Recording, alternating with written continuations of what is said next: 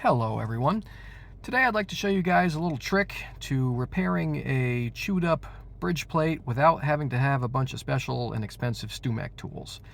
Now you can see that this thing here has been chewed up pretty good over the years. It's a vintage Martin 12 string D1220 I believe, and what we're doing here is we're going to put a little masking tape up and under and cover the holes. That will prevent this next part from making a mess. We are going to be mixing up some marine epoxy, 24-hour cure epoxy, and we put the tape in there just so it doesn't drip all over the inside of the guitar. Right there I'm checking just to see if it's in position correctly, and it is. And there's the epoxy. So make sure it's all mixed up very well. I find those little disposable pipettes work great for this kind of work. The ends are a little small for epoxy. Whoop, knocked the camera over. Anyway, so the ends are a little small for epoxy, and just clip the ends off, and it works great. Let's see, so basically what I do is take a little of the epoxy and basically fill in the hole until it's almost to like where the top of the guitar is. You don't want it all the way to the top. There are some cracks in that side that I do fill in also, but normally we wouldn't fill the holes up all the way to the top. Now what this does is it fills in all the chewed up places inside there, replaces all the missing wood, and it also solidifies any soft wood that's in there. So it gives the string ends a nice solid platform to rest against when you do string it back up. So now, basically, we just wait 24 hours. Ready? Let's wait together. And 3, 2, 1. 24 hours. Here's an inside view, and I'm removing the tape here in a second. And now you're going to see some drill action. Sped up, obviously. Look how clean those holes are compared to how they were. Here's the overhead view. Look at all that epoxy coming out of there. What a mess we're making. That's all right. Cleans up easy enough.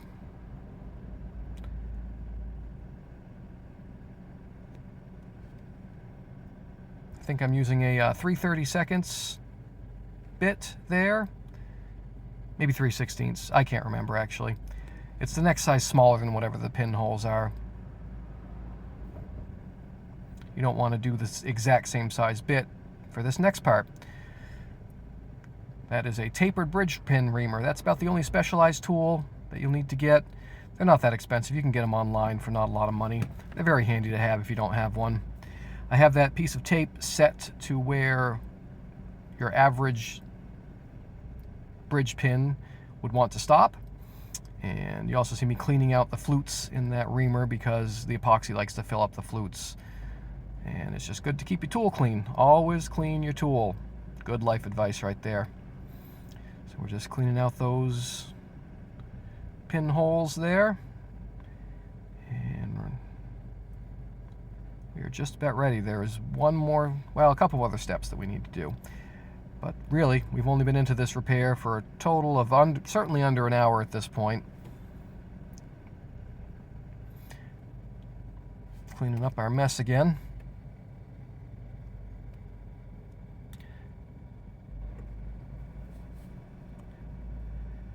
Next step would be to take this handy tool I made out of an old hacksaw blade and a wooden handle, and basically I'm just carving in the string slots again just to give the strings a little extra room in there. You don't want them too tight, so that's just giving the strings a little room.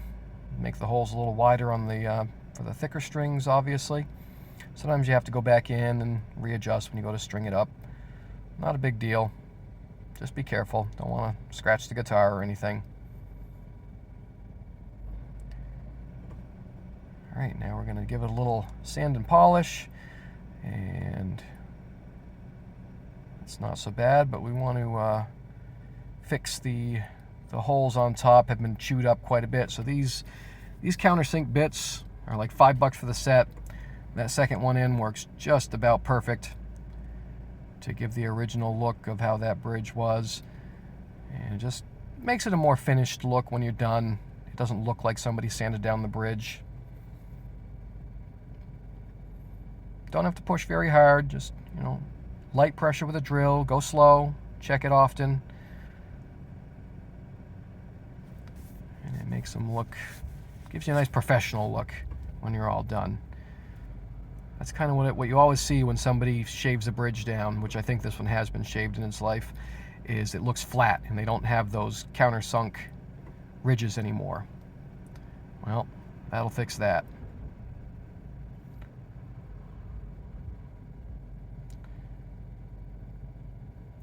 Well, just a little more to do, and we're gonna polish this out once I finish up with that countersink bit.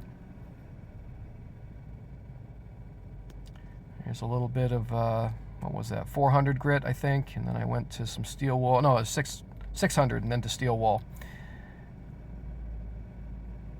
Polishes up nicely. Careful not to hit the top, obviously. The other thing I did to this is I used some Howard's Feed and Wax to rehydrate and give the wood a nice shine again. I forgot to show that part.